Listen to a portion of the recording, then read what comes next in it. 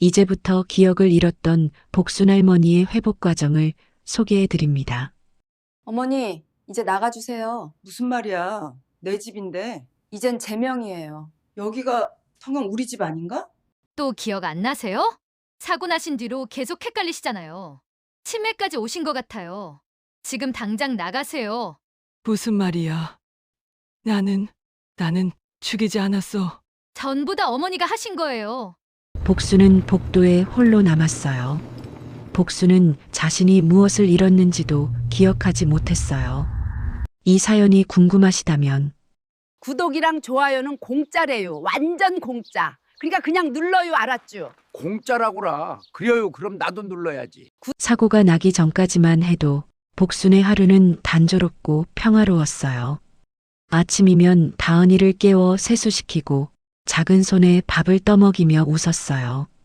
다은이는 유치원에 가기 전 꼭 복순의 무릎 위에 앉아 있었죠.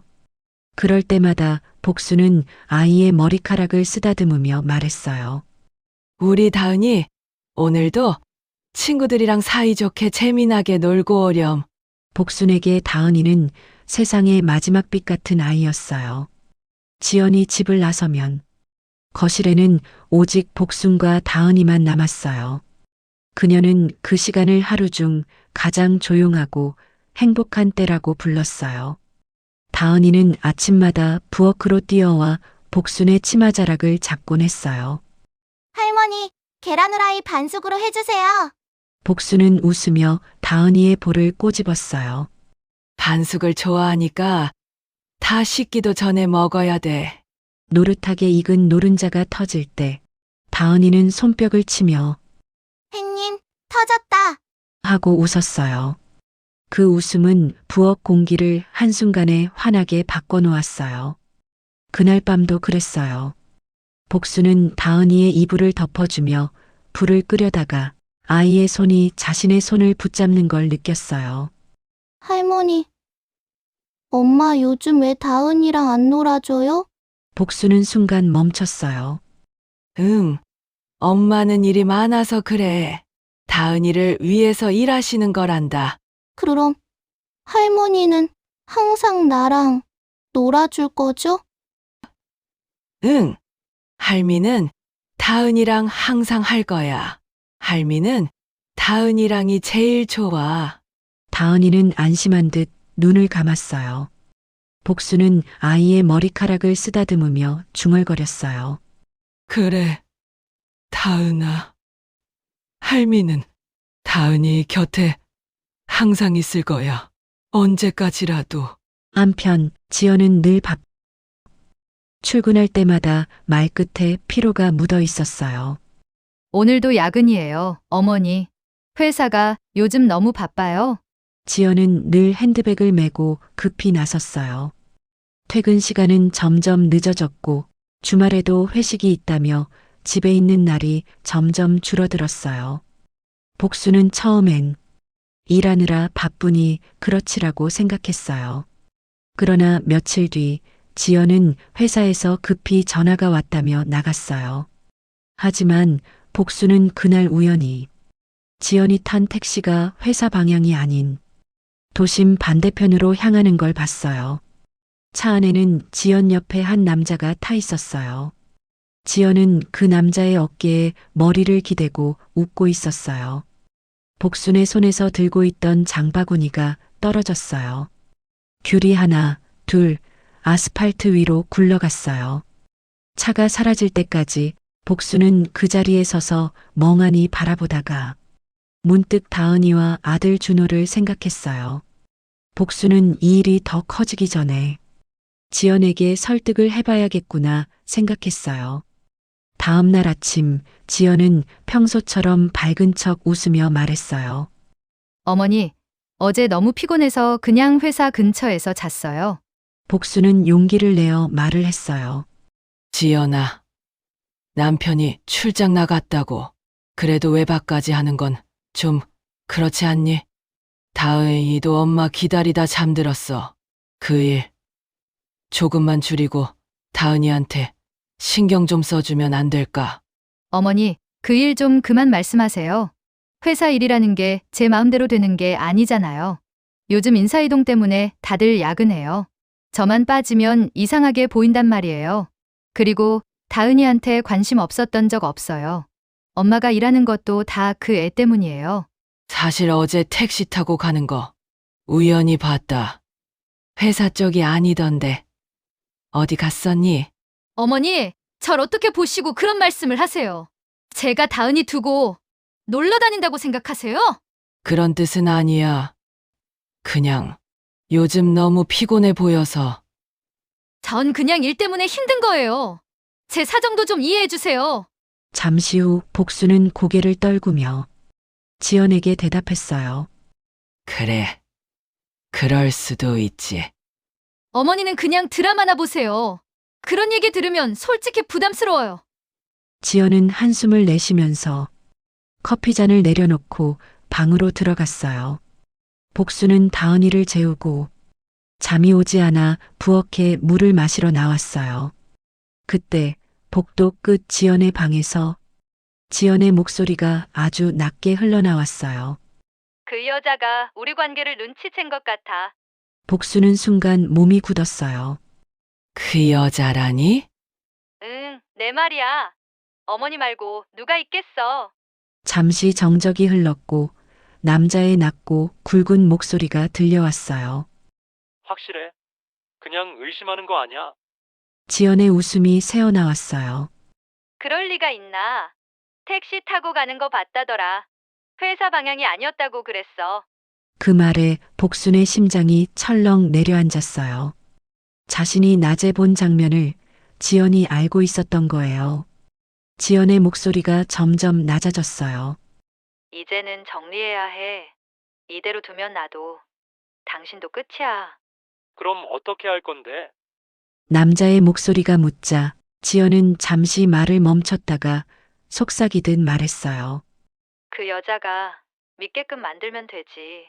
다은이도 이용하면 완벽해. 복순의 손에서 물컵이 미끄러져 떨어질 뻔했어요. 입술이 바짝 말랐어요. 다은이를 이용한다니. 무슨 소리야? 그녀는 조용히 뒤로 물러났어요. 하지만 바닥의 나무가 삐걱 울리는 소리에 지연의 목소리가 뚝 멈췄어요. 누구야? 지연의 목소리가 갑자기 날카로워졌어요. 복수는 숨을 멈췄어요. 잠시 정적이 흐르고 문틈으로 지연의 그림자가 움직였어요. 복수는 재빨리 부엌 모퉁이로 몸을 숨겼어요. 그녀의 심장이 거세게 뛰었어요. 문이 삐걱 열리고 지연이 복도 쪽을 내다봤어요. 핸드폰 불빛이 흔들리며 벽에 걸렸어요. 복수는 어둠 속에서 몸을 웅크렸어요. 지연의 목소리가 다시 들렸어요. 괜찮아. 아무도 없어. 착각했나 봐. 문이 닫히는 소리와 함께 그녀의 발소리가 멀어졌어요. 복수는 벽에 등을 붙인 채 얼음처럼 굳은 눈으로 문을 바라봤어요. 지연의 목소리와 다은이라는 이름이 귓속에서 계속 맴돌았어요. 그때 처음으로 복수는 지연의 웃음이 가짜였다는 걸 알아버렸어요. 그때부터였어요. 지연은 복순을 조금씩 피하기 시작했어요. 식탁 위에 함께 앉는 일도 줄었고 다은이에게 할머니가 이상한 소리 하거든. 그냥 듣지 마. 라고 은근히 속삭이곤 했어요. 복수는 이유를 알 수 없었어요. 그저 지연의 말투가 달라졌다는 걸 느꼈어요. 어머니, 아까 밥 2번 드셨잖아요. 어제 드라마 내용 또 틀리게 얘기하시더라고요. 지연의 그 말들은 다정한 듯하지만 묘하게 복순을 흔드는 힘이 있었어요. 복순은 점점 자신을 의심하기 시작했어요. 내가 정말 그랬나? 어느 날 다은이가 울면서 말했어요. 엄마가 그러는데 할머니는 자꾸 이상한 말 한대. 복수는 아무 말도 할 수 없었어요. 그날 밤 지연은 아무 일도 없었다는 듯 웃으며 말했어요. 어머니, 요즘 왜 이렇게 멍하신 거예요? 정신 좀 챙기셔야죠. 복수는 대답하지 않았어요. 그저 밥숟가락을 내려놓으며 작게 중얼거렸어요. 지연아, 너 나한테 왜 이러니? 지연은 대답하지 않았어요. 대신 피식 웃으며 물컵을 들어 올렸어요. 어머니, 혹시 약 드셨어요? 정신과 약 말이에요. 그 한마디가 공기처럼 스며들었어요. 그날 이후 복수는 자신이 정말 정신이 이상한 사람인가 두려워지기 시작했어요. 이날 이후 지연은 복순의 주변 사람들에게 슬며시 말을 흘렸어요. 요즘 어머니가 좀 이상하세요. 같은 말 계속하시고 물건 자꾸 잃어버리시고요. 그리고 병원에 갈 때마다 의사에게 대신 대답을 했어요. 어머니가요. 요즘 현실이란 꿈을 자꾸 혼동하세요. 복수는 아무 말도 하지 못했어요. 지연의 말이 사실처럼 들리기 시작했어요. 자신이 점점 사라지고 있다는 느낌만 남았어요. 이제 복수는 혼자 있을 때마다 거울 앞에서 스스로에게 물었어요. 내가 정말 이상해졌을까? 그녀의 목소리가 울려 퍼질 때마다 거울 속의 얼굴이 낯설게 느껴졌어요. 눈은 아침 내내 내렸어요. 하얀 세상 속에서 소리들은 모두 둔해졌어요.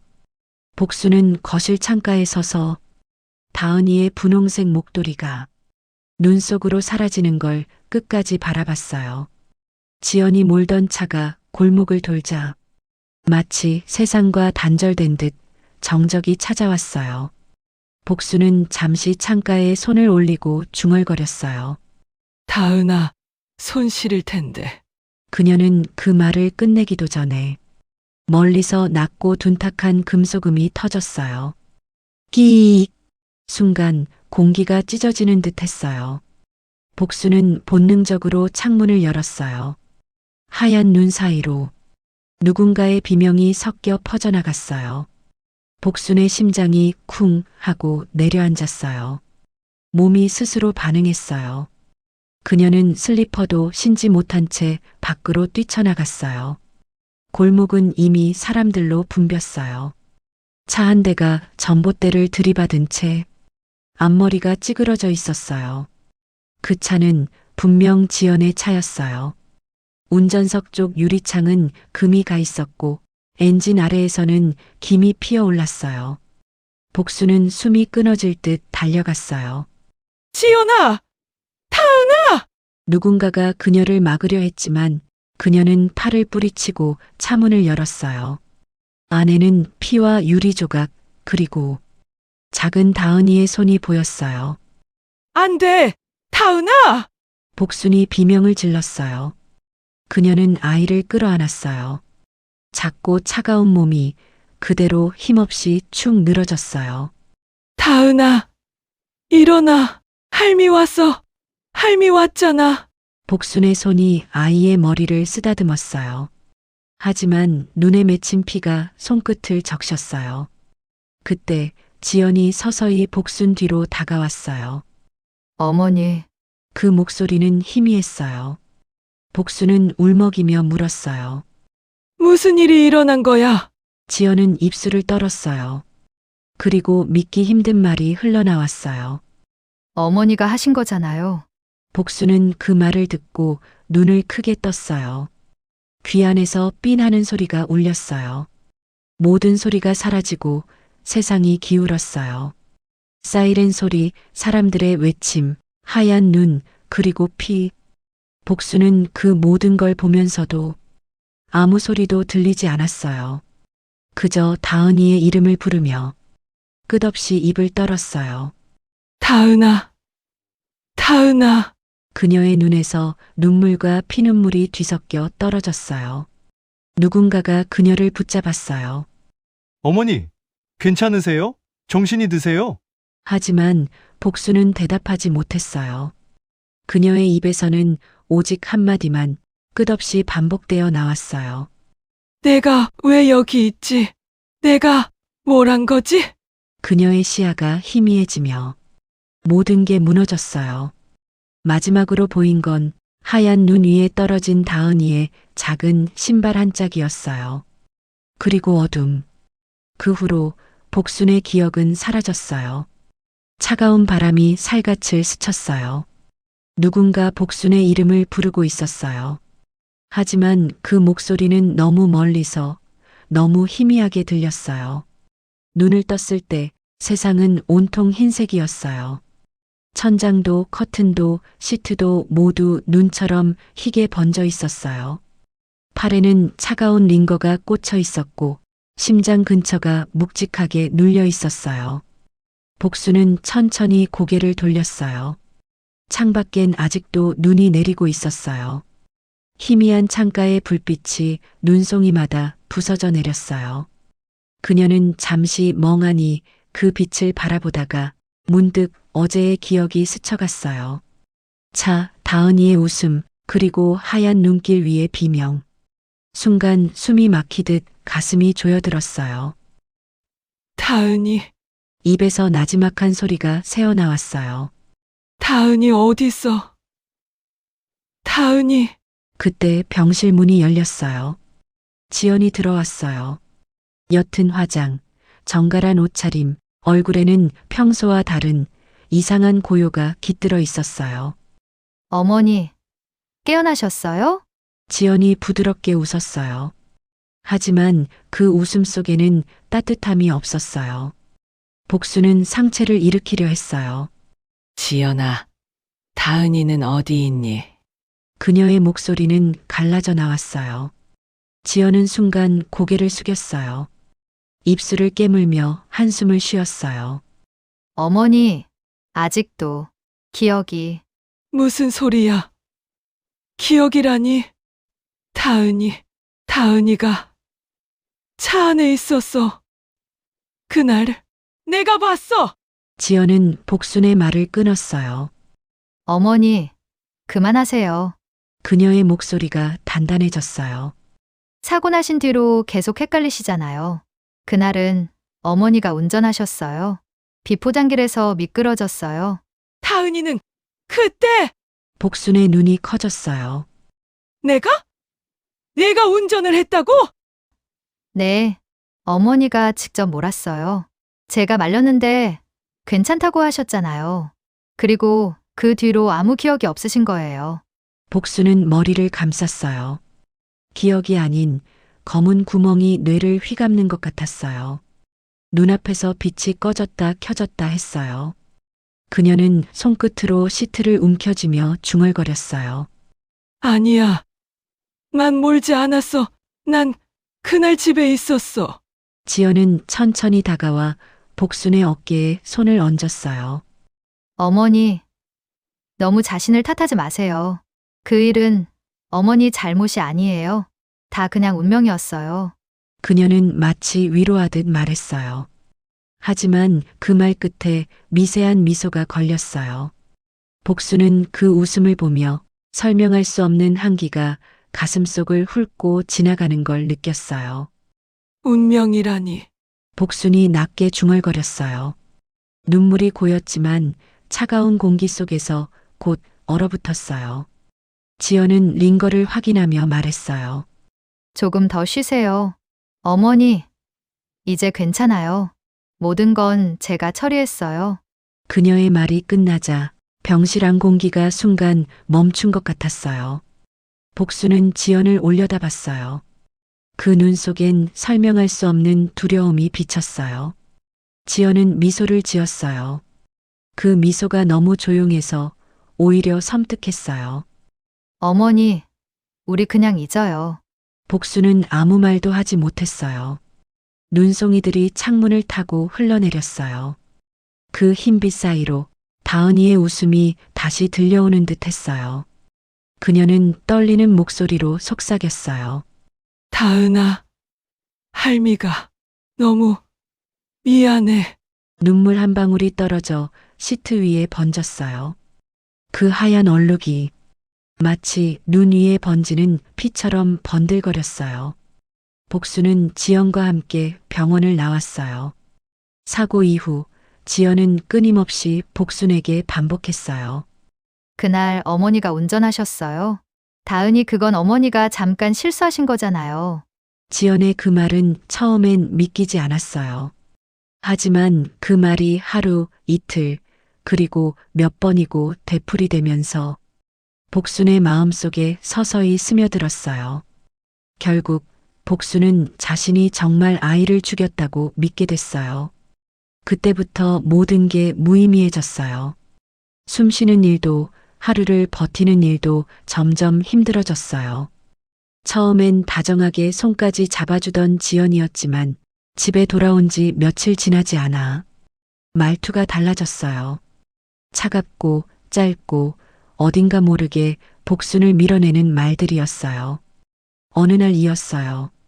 복순이 TV를 보고 있을 때였어요. 지연이 거실을 지나가며 말했어요.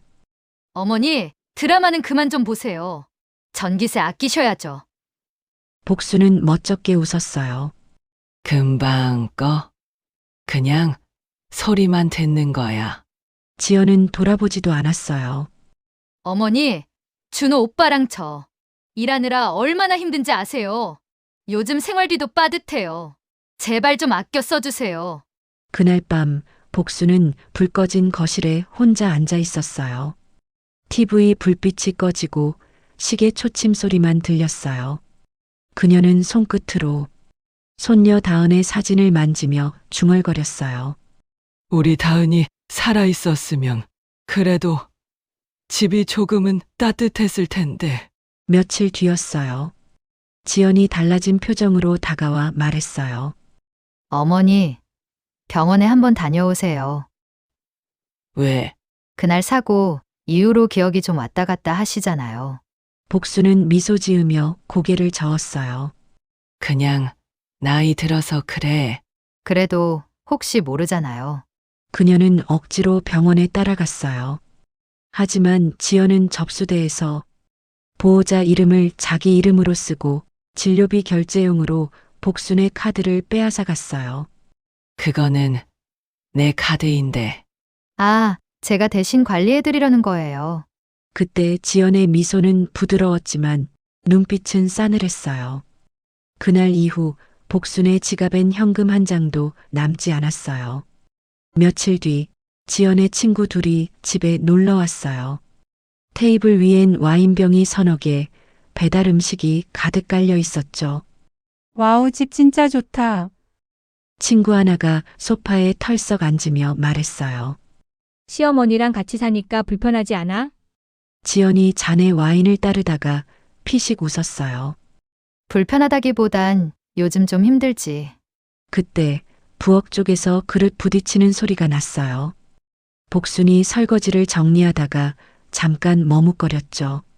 어머니, 괜찮으세요? 지연이 부엌 쪽을 향해 살짝 고개만 돌리며 말했어요. 아까는 냉장고 문 열어놓고 깜빡하셨잖아요. 이제 진짜 조심하셔야 돼요. 복수는 어색하게 웃으며 아이, 나이가 드니까 그렇지 뭐. 하고 말끝을 흐렸어요. 친구들은 서로 눈치를 주고받으며 잔을 부딪혔어요. 잠시 뒤 지연이 친구들에게 복순도 들릴 큰 목소리로 말을 이었어요. 며칠 전엔요. 리모컨 냉장고에 넣어두시고 하루 종일 찾으셨어요. 본인은 기억도 못 하시면서. 그래도 뭐 제가 아니면 누가 모시겠어요. 친구가 웃으며 맞장구 쳤어요. 와, 진짜 너 아니었으면 어떡해. 복수는 그 말을 등에 꽂힌 채 살금살금 방 쪽으로 돌아가려 했어요. 문턱 앞에서 발이 멈췄어요. 요즘은 같은 말 계속 반복하시기도 해. 사고 이후로 많이 달라지셔서. 지연의 목소리가 낮게 깔려 흘러나왔어요. 방 안이 어두워졌어요. 문틈 사이로 와인잔 부딪히는 소리, 젊은 웃음소리가 새어 들어왔죠. 복수는 침대 끝에 앉아 담요 끝을 꼬집었어요. 머릿속에 지연의 말이 자꾸 맴돌았어요. 같은 말 계속 하신대. 냉장고. 리모컨 내가 그랬었나? 그녀는 조용히 거울을 올려다봤어요. 낯선 얼굴이 자신을 바라보고 있었죠. 내가 정말 이상해진 걸까? 그 말이 방 안에 조용히 떨어졌어요. 밖에선 또 한 번 웃음소리가 터져나왔어요. 그 웃음 하나에 복순의 안쪽이 조금씩 부서져 내려가고 있었어요. 시간이 흘러 어느 겨울날 아침이었어요. 복수는 천천히 집으로 걸어 들어왔어요. 이게 내 집 맞는 것 같은데. 그녀는 문패를 한참 바라봤어요. 윤지연. 그 이름이 낯설게 느껴졌어요. 현관문을 열자 차가운 바람이 거실로 스며들었어요. 은은한 비누 냄새가 아닌 낯선 향수 냄새가 섞여 있었어요. 거실엔 커피 향이 퍼져 있었고 지연은 복순을 바라보며 거실에 서 있었어요.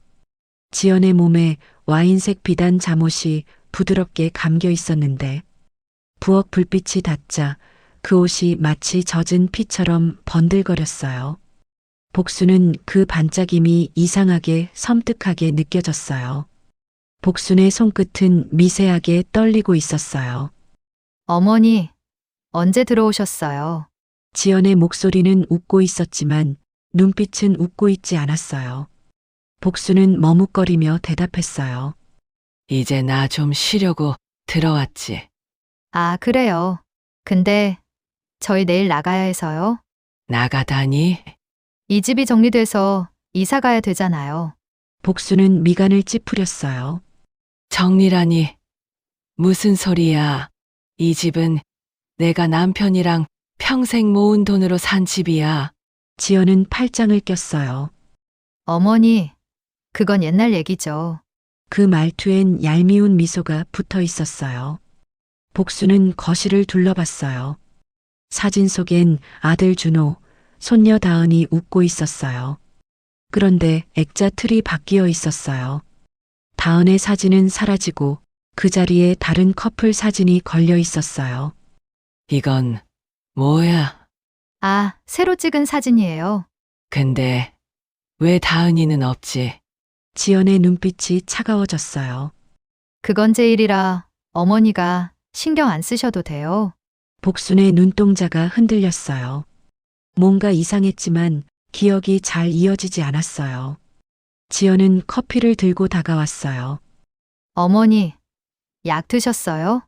무슨, 야, 병원에서 드신다던 기억력 약이요? 그런 거 없는데.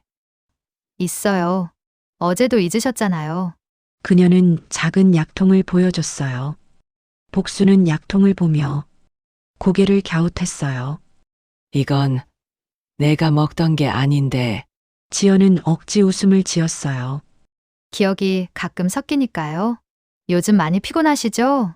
그녀는 부드럽게 말했지만 그 속엔 묘한 확신이 깃들어 있었어요. 복수는 괜히 불안해졌어요. 내가 진짜 그런가? 거실 테이블 위엔 서류 봉투가 있었어요. 인감증명서, 위임장, 도장. 복수는 서류를 들춰봤어요. 이건 뭐야? 아, 세금 처리용이에요. 제가 대신 도와드릴게요. 근데 왜 내 이름이 여기? 어머니, 이름으로 돼 있는 거니까요. 서명만 해주시면 돼요. 지연은 펜을 건넸어요. 복수는 잠시 머뭇거리다가 서명했어요. 그 손은 떨리고 있었어요. 이거 진짜 괜찮은 거지? 그럼요. 어머니를 위해서 하는 거예요. 그녀의 미소 뒤에서 차가운 속내가 스쳐갔어요. 그날 밤 복수는 잠에서 깼어요. 거실 쪽에서 작은 목소리가 들렸어요. 응, 내일 아침이면 정리 끝나. 그 노인네 기억 돌아오진 않겠지? 전혀. 이제 이 집도 내 이름이야. 지연의 목소리였어요. 복수는 귀를 기울였어요. 하지만 머리가 어지러워서 기억이 끊기듯 희미해졌어요. 내가 뭘 들은 거지? 그녀는 메모지에 서둘러 썼어요. 지연, 누군가와 통화. 집 얘기. 다음 날 아침 그 메모는 사라져 있었어요. 아침 햇살이 커튼 사이로 스며들었어요. 방 안 공기가 따뜻했지만 복순의 마음은 여전히 싸늘했어요. 그녀는 천천히 자리에서 일어나 핸드폰을 집어들었어요. 화면에 준호라는 이름이 떠 있었어요. 복수는 손끝으로 그 이름을 오래 바라봤어요. 말문이 막혔어요. 내가 준호한테 뭐라고 말해야 할까? 다은이를 죽인 나를 준호가 용서할까? 입술이 바짝 말랐어요. 가슴 어딘가가 뻐근하게 조여왔어요.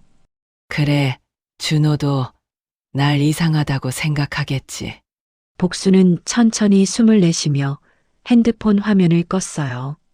손바닥이 따뜻했지만 마음은 더 차가워졌어요.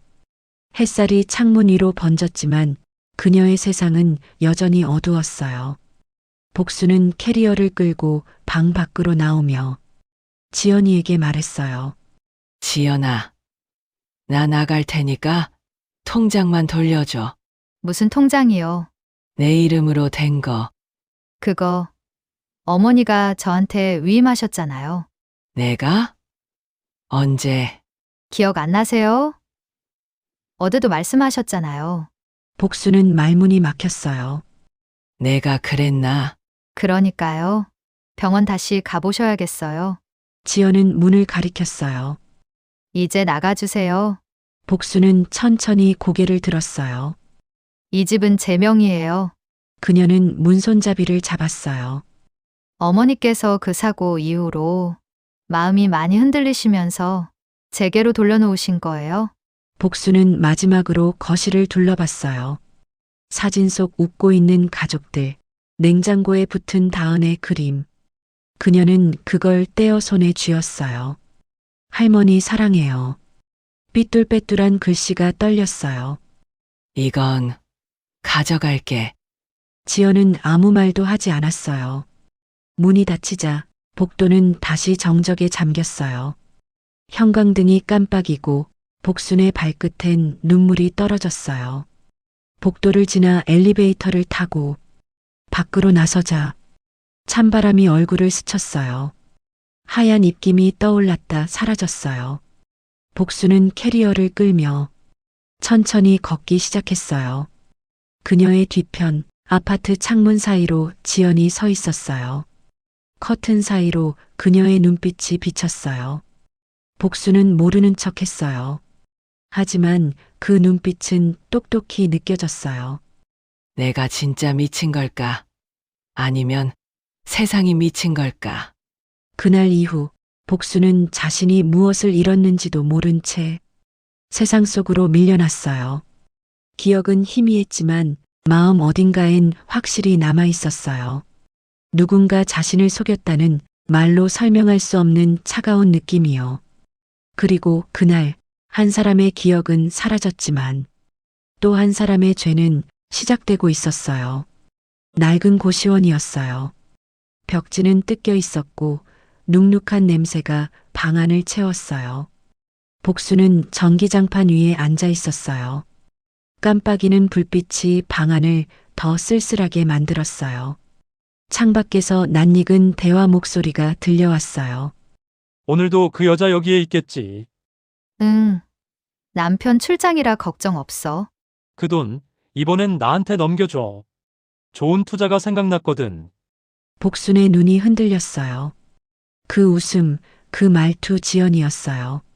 그 지연인데. 분명 그 지연인데. 복순의 손이 떨렸어요. 컵라면의 김이 사라지고 방 안은 다시 차가워졌어요. 복수는 머리를 감싸쥐었어요. 기억은 흐릿했고 조각난 장면들이 스쳐갔어요. 지연이 약병을 들고 웃던 모습이 떠올랐어요. 어머니, 이건 기억에 좋아요. 그래. 이게 뭐라더라? 걱정 마세요. 제가 챙길게요. 그때의 웃음이 지금 들려온 웃음과 똑같았어요. 복수는 휴대폰을 켰어요. 화면에 낯선 이름들이 보였어요. 지연, 준호, 다은. 복수는 화면을 스치며 중얼거렸어요. 이게 다 누구였더라?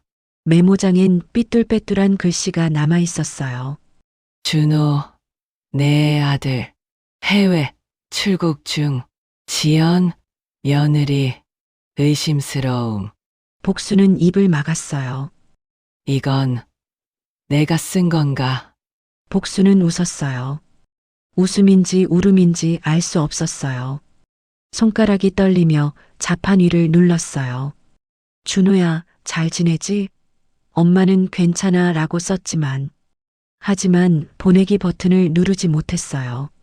손끝이 차가워지고 화면은 어둠 속으로 꺼졌어요. 밤이 깊었어요. 라면 냄새와 담배 냄새가 복도를 따라 흘렀어요. 지나가던 젊은 여자 둘이 속삭였어요. 저 아줌마. 또 혼자 있네. 불쌍하다. 복수는 아무 말도 하지 않았어요. 그저 벽에 기대어 사진 한 장을 꺼냈어요. 준호, 다은, 그리고 자신. 사진 속 얼굴이 희미하게 번졌어요. 기억이 사라져도 그리움만은 남는구나. 아침 햇살이 창문을 스쳤어요. 복수는 여전히 그 자리에 앉아 있었어요. 컵라면은 굳어 있었고 눈은 부어 있었어요. 휴대폰 알람이 울렸어요. 오늘은 월요일입니다.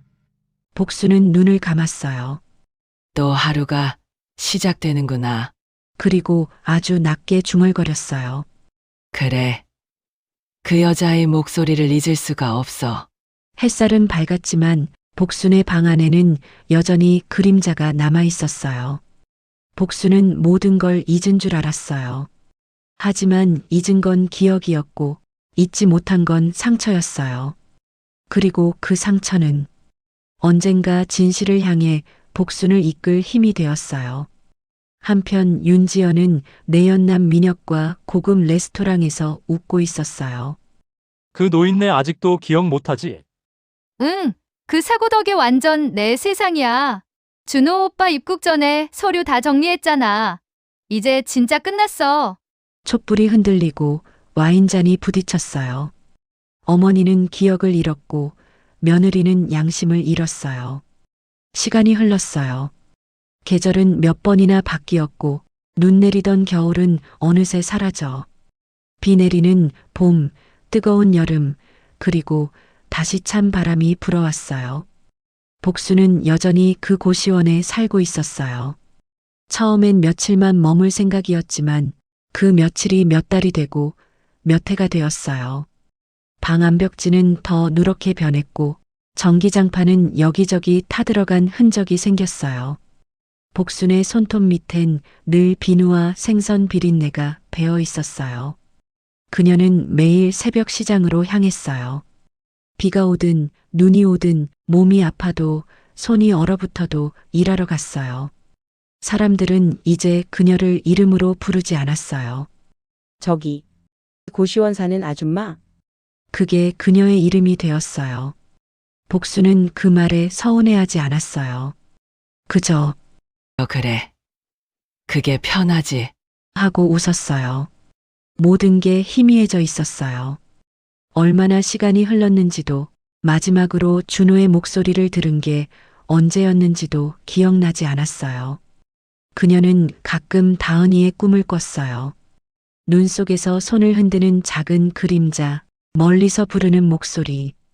그녀는 달려가려 했지만 늘 눈발 속에서 발이 묶였어요. 그런 날이면 복수는 새벽에 일어나 차가운 물로 얼굴을 닦았어요. 이제는 다 잊었어야 하는데. 거울 속에 비친 얼굴이 낯설었어요. 기억이 다 흐릿해졌어. 이제 괜찮아. 그녀는 그렇게 스스로에게 말했어요. 하지만 그 말을 하는 입술이 미세하게 떨렸어요. 손끝이 알 수 없이 차가워졌어요. 누군가의 이름이 목 안에서 걸려 나올 듯 했어요. 지. 짧은 소리가 입 밖으로 흘러나왔지만 곧 사라졌어요. 복수는 고개를 저었어요. 이제 됐어. 생각하지 말자. 그러나 마음 한켠은 묘하게 불편했어요. 무언가 놓치고 있는 듯한 기분, 눈발 속에서 깜빡 사라진 그림자를 붙잡지 못한 듯한 불안감. 그녀는 이불을 펴며 낮게 중얼거렸어요. 그 여자의 웃음이 왜 이렇게 자꾸 떠오를까? 그날 이후 복수는 다시 잠을 이루지 못했어요. 기억은 잊었다고 믿었지만 마음은 아직 놓지 못한 채 조용히 무언가를 되새기고 있었어요. 다은이의 죽음 이후 준호는 한동안 한국에 돌아오지 않았어요. 출장이 길어졌다는 말로 회사와 가족에게 둘러댔지만 실은 견딜 자신이 없었어요.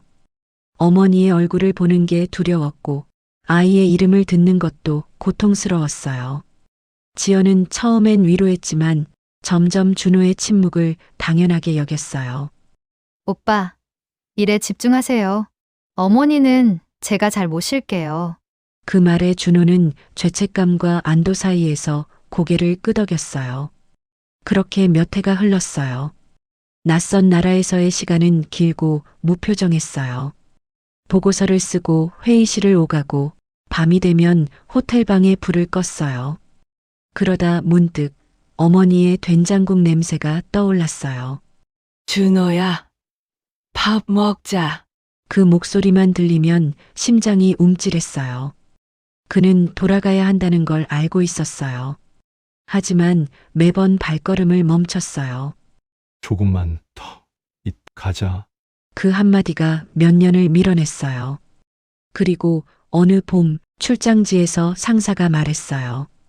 이번 프로젝트 준호 자네 덕분이네.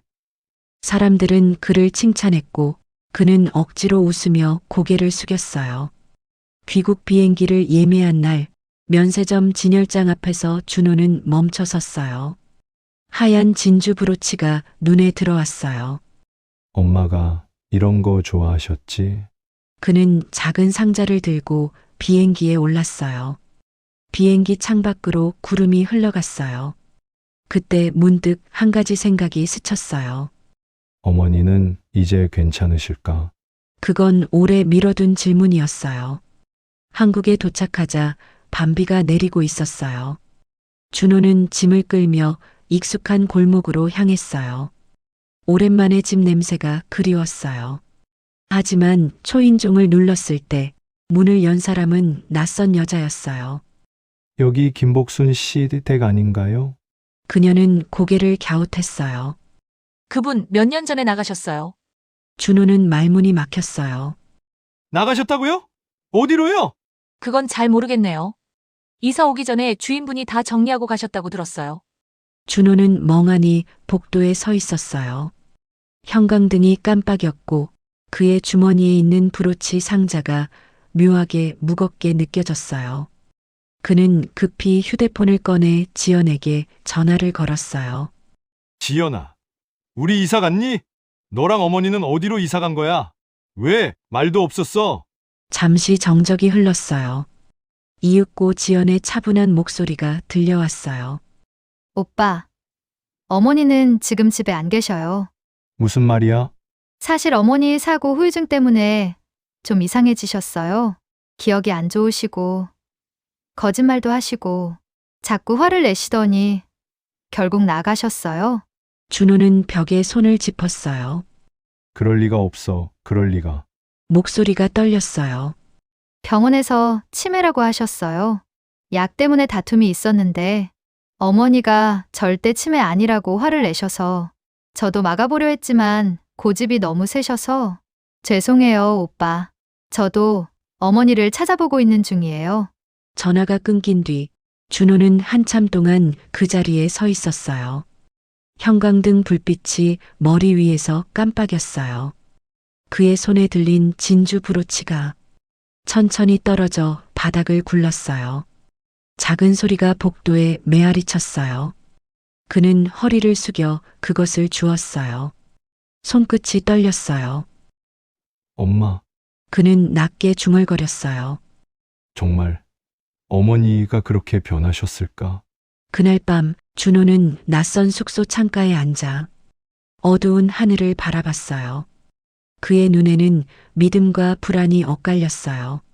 진실은 언제나 가장 가까운 사람에게서 멀어졌어요. 그리고 그 진실을 향해 어머니는 이미 조용히 걸음을 옮기고 있었어요. 낡은 고시원. 그날도 평소처럼 새벽 4시에 눈을 떴어요. 몸이 먼저 깨어났고 전기장판의 불빛이 희미하게 깜빡였어요. 그녀는 낡은 점퍼를 걸치고 무릎이 해진 장화를 신었어요. 고시원 복도를 나서자 차가운 공기와 하수구 냄새가 코끝을 찔렀어요. 오늘은 좀 덜 춥겠네.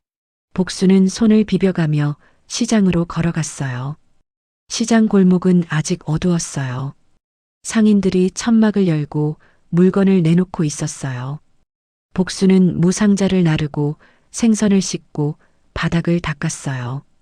손끝이 얼음장 같았어요. 터진 손등에서 피가 배어 나왔지만 그녀는 그냥 닦고 일을 계속했어요. 복순 씨, 손 좀 쉬어요. 이웃 아주머니의 말에도 그녀는 고개를 저었어요. 괜찮아요. 움직이면 덜 아파요. 점심 무렵 복수는 포장마차 옆 의자에 앉았어요. 김이 나는 국물 냄새가 코끝을 간지렸어요. 맞은편에서 젊은 엄마가 아이에게 어묵을 먹여주고 있었어요. 맛있어? 응. 엄마 최고야. 그 소리를 듣는 순간 복순의 젓가락이 멈췄어요. 다은이도 어묵 좋아했는데. 그녀는 낮게 중얼거렸어요. 그 말과 함께 머릿속이 번쩍했어요. 눈이 내리던 날 차 안에 다은이. 엄마. 추워. 그때 운전석에 앉아있던 지연의 뒷모습이 스쳐갔어요. 지연이 뒤를 돌아보며 미소를 짓던 얼굴, 그리고 차가 흔들리던 순간의 차가운 웃음. 아니야. 내가 아니었어. 복순의 손이 떨렸어요. 그 여자가 몰았어. 지연이 그날 차를 몰았잖아. 복수는 고개를 감싸쥐었어요. 조각난 기억들이 하나로 이어지고 있었어요. 사고 전날 지연이 내연남과 통화하던 목소리. 이젠 정리해야 해. 다은이도 이용하면 완벽해. 그 말이 다시 귓가에 생생하게 울렸어요. 복순의 숨이 가빠졌어요. 그 여자였어. 그날 사고 소리에 내가 맨발로 차 쪽으로 뛰어갔어. 그녀의 눈가가 젖었어요.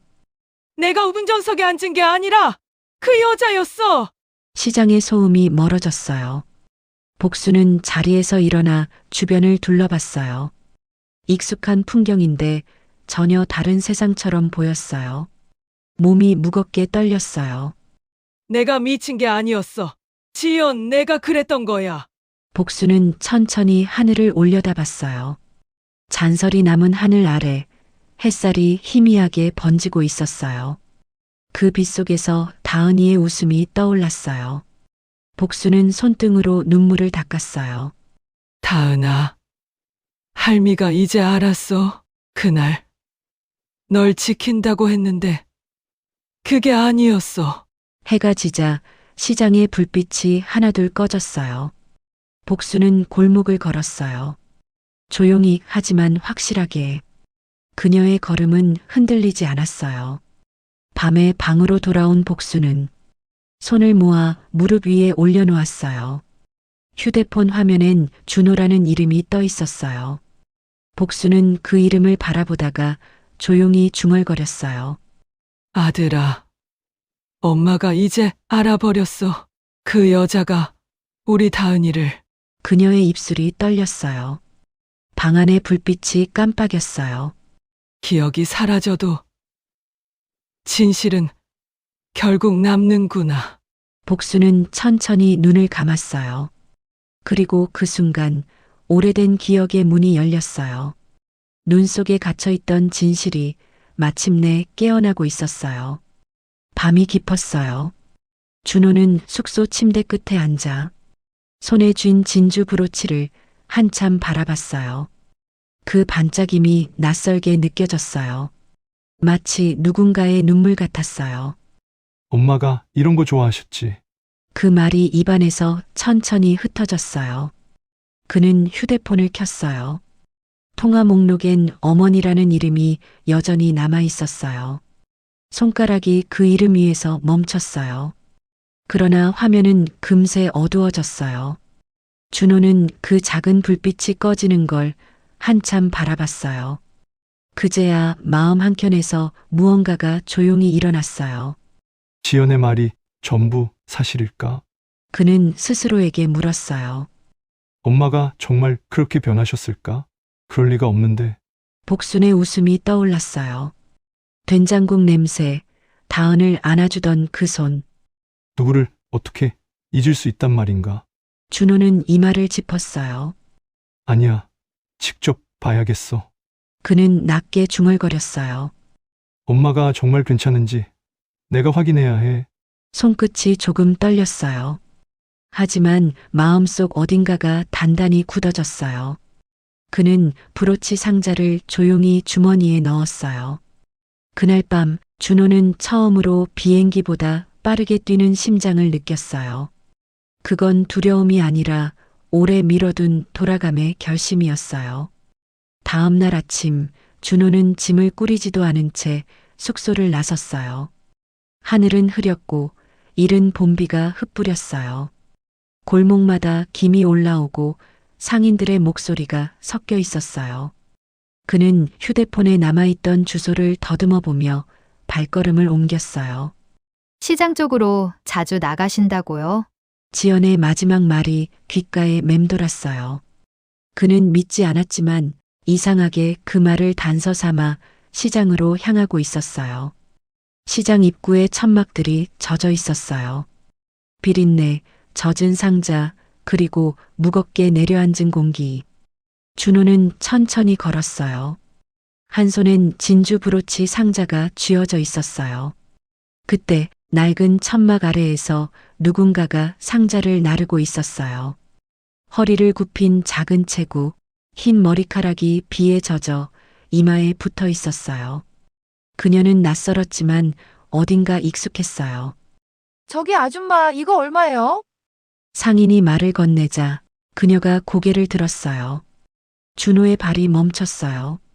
눈앞의 얼굴이 순간 흔들렸어요. 낯설 만큼 야위고 손끝은 터져 있었지만 그 눈동자만은 그대로였어요. 엄마, 그의 입에서 낮은 목소리가 흘러나왔어요. 복수는 손에 들린 상자를 떨어뜨렸어요. 무가 바닥에 굴러다녔어요. 그녀의 눈이 흔들렸어요. 준호야? 사람들의 발소리가 멈췄어요. 시장 안의 소음이 잠시 사라졌어요. 두 사람은 서로를 바라봤어요. 준호는 천천히 다가가려 했어요. 하지만 복수는 한 발짝 뒤로 물러났어요. 눈빛 속엔 반가움보다 두려움이 먼저 섞여 있었어요. 그녀의 입술이 떨렸어요. 오지 마, 준호야. 목소리가 갈라졌어요. 지금은 아직 안 돼. 준호는 멈춰 섰어요. 엄마. 나야. 나, 준호야. 알아. 근데 복순의 시선이 흔들렸어요. 그녀는 잠시 말을 잇지 못했어요. 비가 천막 위로 떨어져 톡, 톡 소리를 냈어요. 그 소리 속에서 복순이 작게 속삭였어요. 그 여자를 조심해라. 준호의 눈이 커졌어요. 무슨 말이야, 엄마? 하지만 복수는 고개를 저었어요. 나중에 말해줄게. 아직 다 기억이 안 나. 그녀는 떨리는 손으로 무상자를 다시 들었어요. 이제 가라. 준호야. 엄마. 제발. 지금은. 그녀는 등을 돌렸어요. 천막 아래로 비가 떨어져 그녀의 어깨를 적셨어요. 준호는 그 자리에 서서 아무 말도 하지 못했어요. 그의 손에서 브로치 상자가 천천히 떨어졌어요. 뚝! 작은 소리가 무릉덩이 위로 번졌어요. 그는 천천히 허리를 숙여 상자를 주었어요. 물에 젖은 브로치가 어둠 속에서 미묘하게 빛났어요. 복수는 이미 사람들 사이로 사라지고 있었어요. 그녀의 발자국이 젖은 바닥 위로 희미하게 남았어요. 준호는 그 발자국을 따라 한참을 바라봤어요. 그제야 그의 눈가가 젖었어요. 엄마, 무슨 일이 있었던 거야? 그날 밤 비는 계속 내렸고 두 사람의 마음속에서도 오래 잠들어 있던 진실이 천천히 깨어나고 있었어요. 준호는 숙소로 돌아왔어요. 젖은 신발을 벗으며 천천히 숨을 고르는데 어머니의 마지막 말이 계속 귓가에 맴돌았어요. 그 여자를 조심해라. 그 말이 단순한 불안의 표현인지 아니면 무언가를 알아차린 경고였는지 분간이 되지 않았어요. 하지만 그 눈빛은 분명했어요. 흐릿하지 않았고 미친 사람의 눈빛도 아니었어요. 오히려 맑고 단단했어요. 준호는 손에 든 진주 브로치를 바라봤어요. 손바닥이 젖어 반짝였어요. 그 빛이 방 암벽에 부딪혀 작은 그림자를 만들었어요. 그 그림자가 마치 어머니의 손짓처럼 느껴졌어요. 정말 어머니가 치매일까? 그는 중얼거렸어요. 그 눈빛을 내가 모를 리가 없는데. 그는 가방을 열어 여행 중 모아둔 서류들을 꺼냈어요.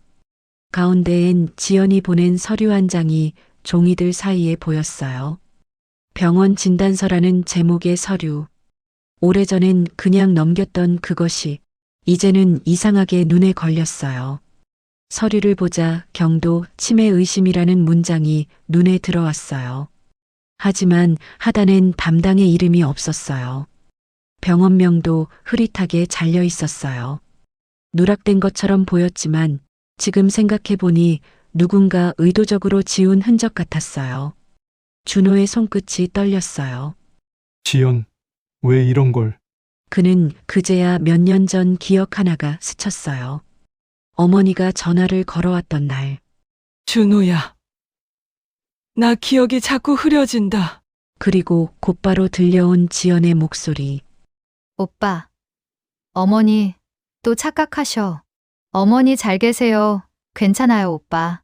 그때는 대수롭지 않게 넘겼지만 지금 그 대화가 이상하게 느껴졌어요. 너무 매끄럽고 너무 빠르게 끝난 대화였어요. 준호는 눈을 감았어요. 설마. 숨이 막히듯 멈췄어요. 그의 머릿속에서 두 개의 얼굴이 교차했어요. 지연의 차분한 미소와 복순의 떨리는 손. 둘 중 누구의 말이 진실일까? 준호는 자리에서 일어났어요. 결심이 생겼어요. 확인해 봐야겠어. 어머니가 정말 그날 운전하신 게 맞는지, 무슨 일이 있었는지. 그는 브로치를 주머니에 넣고 노트북을 꺼내 사고 기사와 병원 기록을 검색하기 시작했어요. 몇 년 전의 뉴스, 희미한 사건 기사들이 화면에 떠올랐어요. 눈길 교통사고, 운전자 김복순, 동승자 사망. 준호는 화면을 바라보며 낮게 중얼거렸어요. 정말 어머니였을까? 그는 그제야 느꼈어요. 복순의 마지막 눈빛이 그저 미안함이 아니라 진실을 전하려는 눈빛이었다는 것을. 그 밤 준호는 단 한숨도 잠들지 못했어요. 컴퓨터 화면의 불빛이 방 안을 비추고 있었고 그 속에서 그는 조용히 속삭였어요. 엄마, 내가 알아볼게. 이번엔 내가 확인할게. 준호는 다음 날 지연에게 전화를 걸었어요. 지연아, 우리 좀 만나자. 어머니, 일 때문에 할 말이 있어. 어머니요? 갑자기 왜요? 그냥 얼굴 좀 보고 싶어서. 잠시 침묵이 흘렀어요. 지연은 빠르게 대답했어요. 그럼 저녁에 집 근처 카페로 오세요. 그날 저녁 창가에 앉은 지연은 커피잔을 손끝으로 굴리고 있었어요. 그녀의 손톱엔 새로 바른 진한 색의 매니큐어가 반짝였어요. 준호가 문을 열고 들어왔어요. 오빠, 지연은 밝게 미소 지었어요. 하지만 그 웃음은 이상하게 느껴졌어요. 너무 완벽하게 그려진 표정이었어요. 오랜만이네. 준호가 앉으며 낮게 말했어요. 출장 마치고 돌아왔어. 고생 많으셨어요. 지연은 커피를 한 모금 마시며 고개를 숙였어요. 근데 어머니는 찾으셨어요. 그녀의 목소리는 부드러웠지만 어딘가 불편한 긴장이 묻어 있었어요. 준호는 눈을 가늘게 뜨며 그녀를 바라봤어요. 어머니, 시장에서 뵀어. 지연의 손이 미세하게 멈췄어요. 커피잔이 살짝 흔들렸어요. 시장이요? 그래, 직접 봤어. 짧은 침묵이 흘렀어요. 지연은 억지로 웃음을 지었어요. 그럴 리가 없는데요. 어머니는 지금 지방에 계신 걸로 알아요. 그건 지연이 너가 시장에 계시다고. 네가 그렇게 말했잖아. 준호의 목소리가 낮게 가라앉았어요. 그런데 왜 시장에 계셨을까? 지연은 시선을 피했어요. 글쎄요. 다른 분을 착각하신 거 아닐까요? 아니, 준호는 천천히 고개를 저었어요. 그분이 내 이름을 불렀어. 준호야 하고, 그리고 이상한 말을 했어. 지연은 미간을 찌푸렸어요. 무슨 말이요? 준호는 잠시 숨을 골랐어요. 그 여자를 조심해라. 지연의 표정이 굳었어요. 커피잔을 내려놓는 소리가 유난히 크게 들렸어요. 그 여자가 누구요? 그녀는 애써 평정을 유지하며 물었어요. 글쎄, 준호는 눈을 내리깔았어요. 나도 궁금해서 물어보는 중이야. 지연의 손끝이 떨렸어요. 오빠, 어머니가 사고 이후로 좀 불안정하셨잖아요. 그런 말씀 믿지 마세요. 준호는 고개를 들었어요. 그래서 그런가? 지연은 시선을 돌렸어요. 커피잔의 잔열이 식어가고 있었어요. 그녀는 아무 말도 하지 못했어요. 준호는 조용히 자리에서 일어섰어요. 지연아, 그의 목소리가 낮게 울렸어요. 혹시라도 숨기는 게 있다면 지금 말해줘. 그게 우리 모두를 살릴 수도 있어. 지연의 입술이 살짝 열렸다가 곧 닫혔어요. 그녀는 웃음을 흘렸어요. 오빠, 그런 말 무섭게 하지 마세요. 무서운 건 준호는 고개를 돌리며 말했어요. 지금부터일지도 몰라. 그는 천천히 자리를 떠났어요. 지연은 커피잔을 움켜쥐었어요. 손끝이 하얗게 질려 있었어요. 창밖으로 내리는 빗방울이 유리창을 타고 흘러내렸어요. 며칠이 흘렀어요. 준호가 퇴근해 집에 들어왔을 때 지연은 거실에서 기다리고 있었어요. 오늘은 좀 일찍 들어왔네요. 응, 요즘 피곤해 보여요. 그래. 짧은 대답. 지연은 그 대답을 곱씹었어요. 혹시 무슨 걱정 있어요? 그냥 일이 많아서 그래. 지연은 고개를 끄덕이며 웃었어요. 그렇구나. 하지만 그녀의 눈은 웃고 있지 않았어요. 다음 날 아침, 준호는 출근한 척하고 주차장 차 안에 있었어요. 잠시 후 지연은 차를 몰며 출근을 했고 그는 바로 집으로 향했어요. 준호는 집에 도착하자마자 지영의 방 안에 화장대를 열었어요. 준호는 어제 지영이 화장대 서랍을 열 때 하얗게 반짝이는 걸 우연히 봤어요. 화장대에 하얀 브러치가 놓여 있었어요. 전 분명히 어머니 브러치인데 왜 여기에 있지? 준호는 순간 두 손이 떨렸어요. 뭐가 어떻게 된 거지? 그렇게 며칠이 더 지났어요. 준호는 그날 저녁 조용히 집으로 돌아왔어요. 오늘은 늦었네요. 지연이 부드럽게 웃었어요. 요즘 일 많죠? 그래. 준호는 짧게 대답했어요. 그녀는 다가와 그의 넥타이를 정리해줬어요. 요즘 저 몰래 뭘 조사하는 건 아니죠?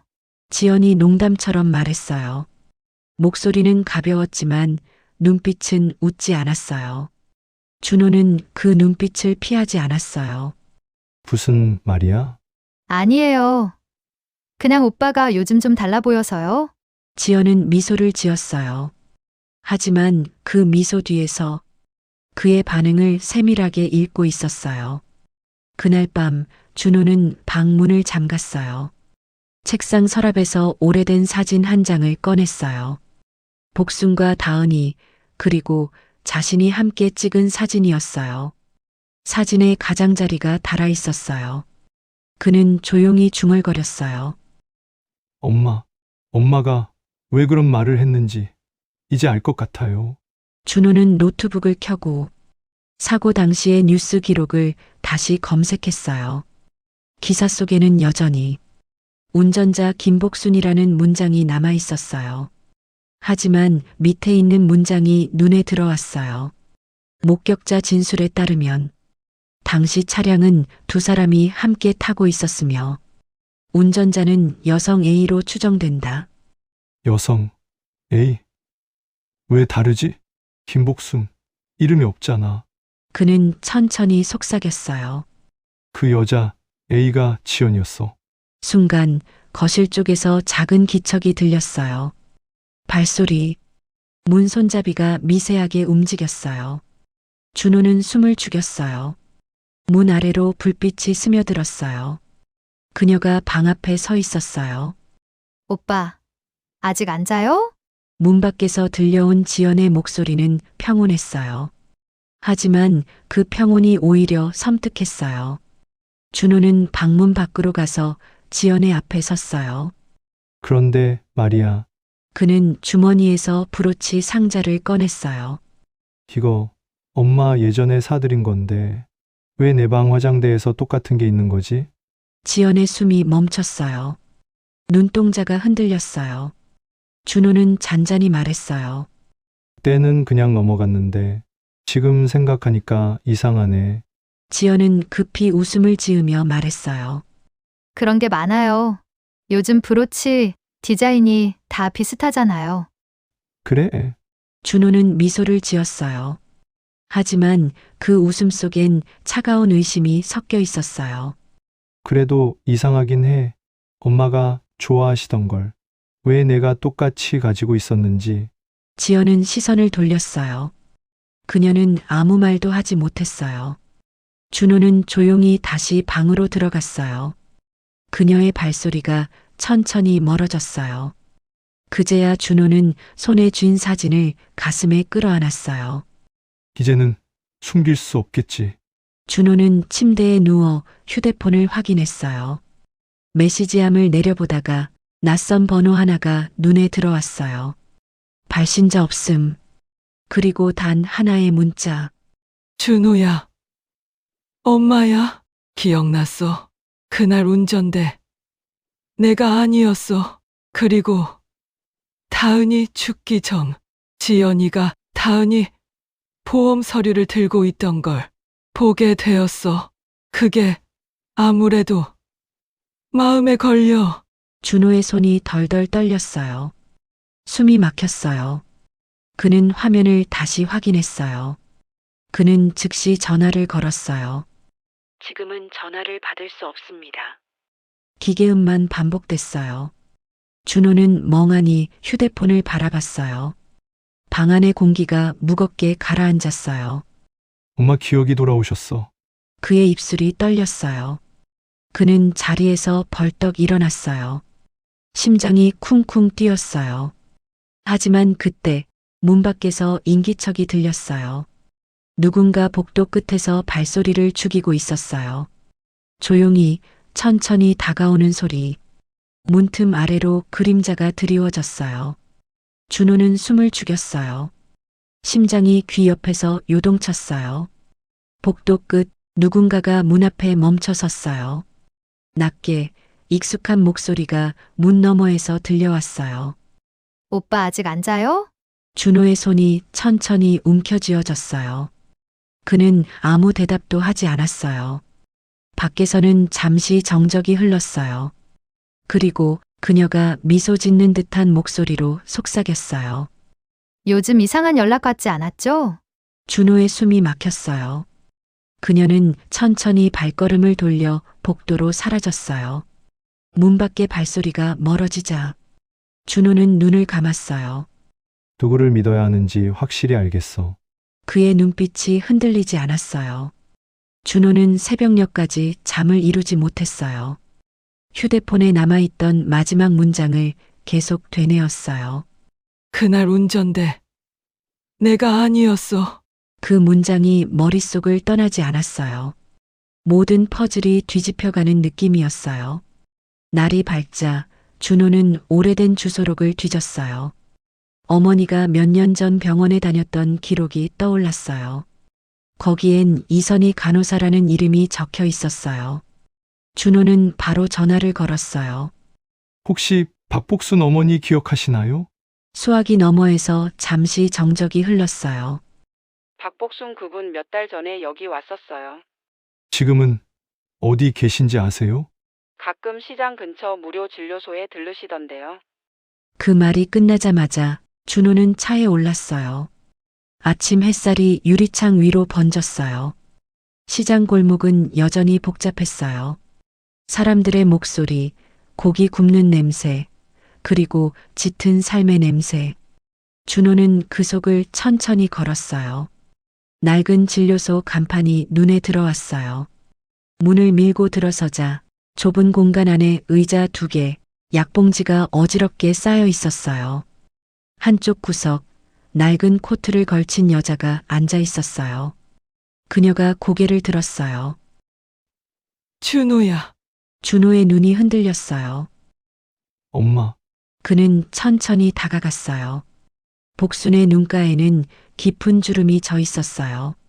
하지만 그 안에는 다시 살아난 빛이 있었어요. 엄마, 어떻게 된 거예요? 그날 운전대. 정말 엄마가 잡은 게 아니었어요? 복순은 떨리는 손으로 그의 손을 잡았어요. 기억이 돌아왔어. 준호야, 그날 지연이가 운전했어. 그녀의 목소리가 갈라졌어요. 그날은 눈이 많이 왔잖아. 다은이가 뒤에서 자고 있었고 지연이가 운전대를 잡았는데 전화가 울렸어. 다른 남자가 지연이의 전화로 내게 걸었어. 준호의 숨이 막혔어요. 다른 남자? 난 분명히 봤어. 그 남자 지연이랑 다정하게 있는 걸. 지연이가 다은이를 이용했어. 복수는 말을 이어갔어요. 내가 그날 다은이 데리고 가려는 거 말리려 했어. 그런데 그날따라 지연이가 자기가 엄마라면서 다은이를 데리고 갔어. 그리고 차가 미끄러졌어. 그 다음부터야 기억이 다 흐려졌어. 병원에 누워있는 동안 지연이가 내게 계속 말했어. 어머니가 운전했어요. 어머니가 그 말을 매일 들으니까 정말 내가 그런 줄 알았어. 준호는 눈을 감았어요. 엄마 지연이가 다은이 보험 서류. 정확하게 무슨 말씀이세요? 그래, 맞아. 지연이가 보험 서류를 그날 들고 갔어. 그걸 챙기러 다시 집에 들어와서 분명히 기억해. 엄마, 이제 다 끝났어요. 지연이 반드시 죗값 받게 할 거예요. 복순의 눈가에 눈물이 맺혔어요. 준호야, 조심해야 해. 그 애는 그냥 욕심 많은 사람이 아니야. 그 애는 두려움을 모르는 사람이야.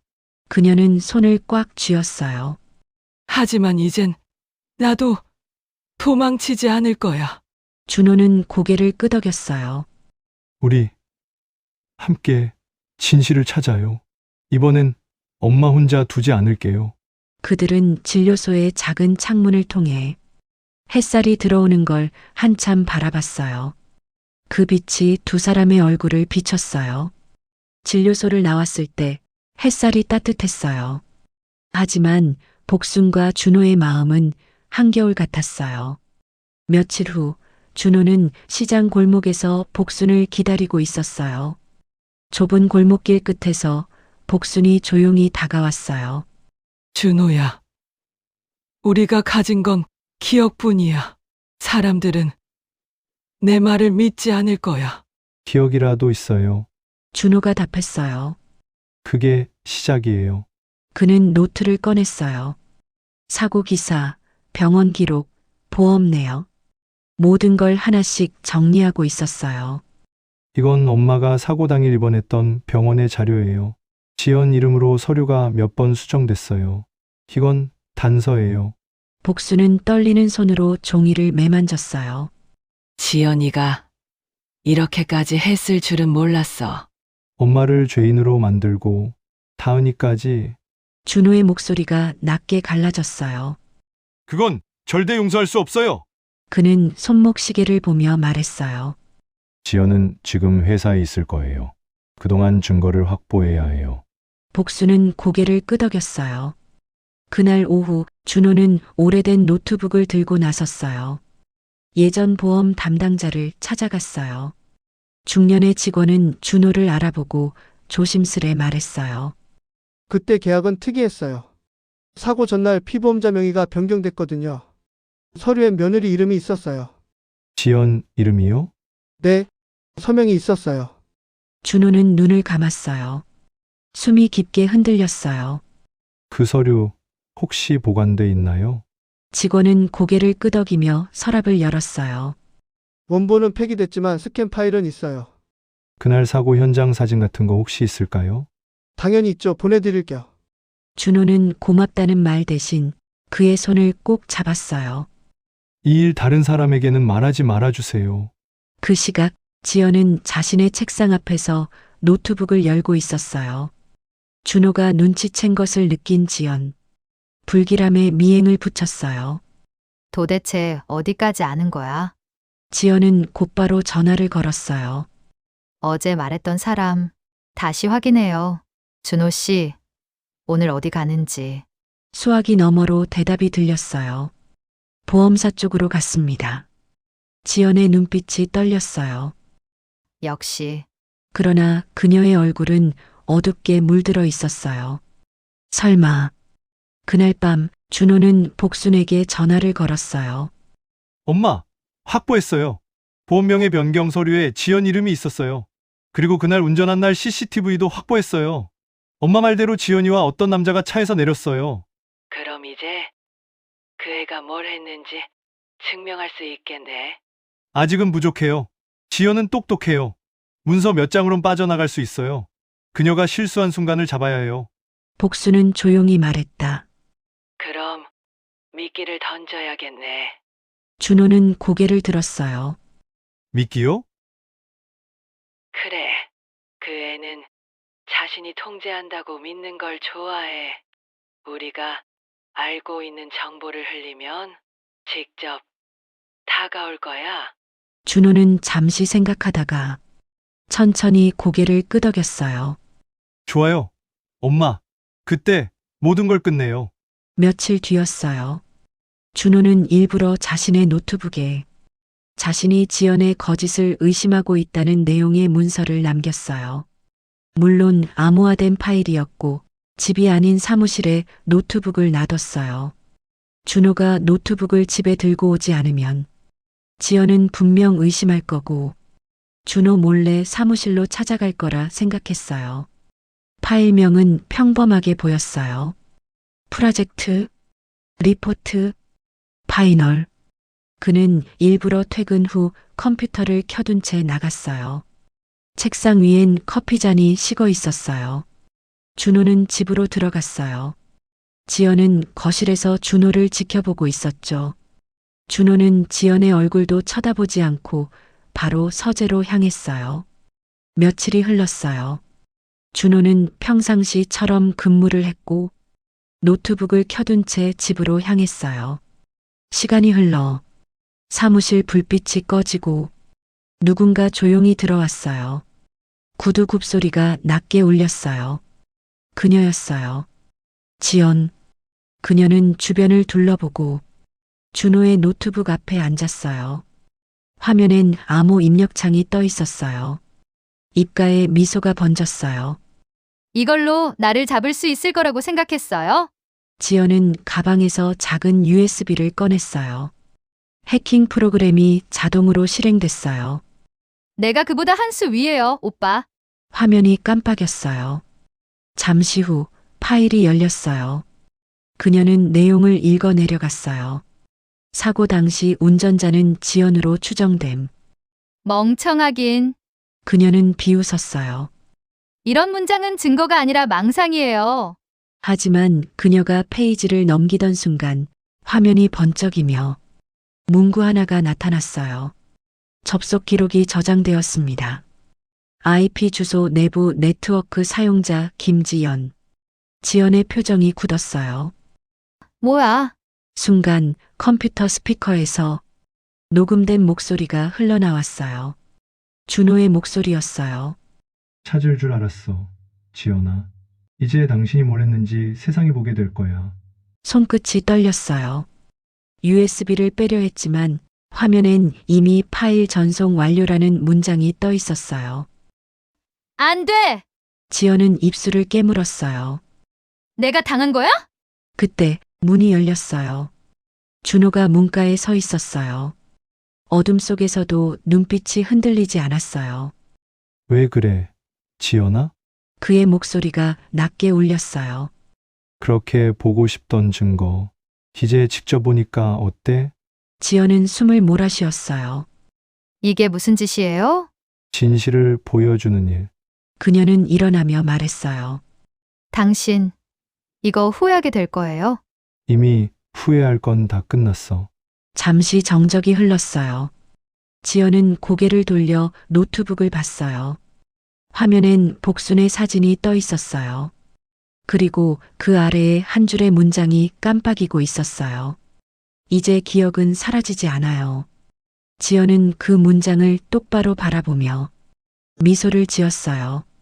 그러나 그 미소는 흔들리고 있었어요. 좋아요. 준호 씨. 그럼 끝까지 가봐요. 그녀는 USB를 손에 쥐고 천천히 걸어 나갔어요.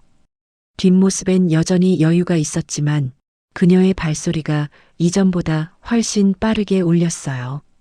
준호는 그녀가 떠나고 사무실 쪽을 바라봤어요. 조용히 숨을 내쉬었어요. 이제 시작이야. 다음 날 밤, 지연은 복순에게 전화를 걸었어요. 어머니, 제가 사죄하고 싶어서요. 무슨 소리냐? 한참을 설명하던 지연은 복순에게 말했어요. 네, 제가 그쪽으로 갈게요. 밤이 깊었어요. 골목 끝에 가로등이 희미하게 깜빡이고 있었어요. 준호는 차 안에서 손목시계를 보았어요. 이제 곧 올 거예요. 옆자리에 복순이 고개를 끄덕였어요. 그녀의 눈빛은 단단했어요. 뭐든 녹화는 준비됐지? 네.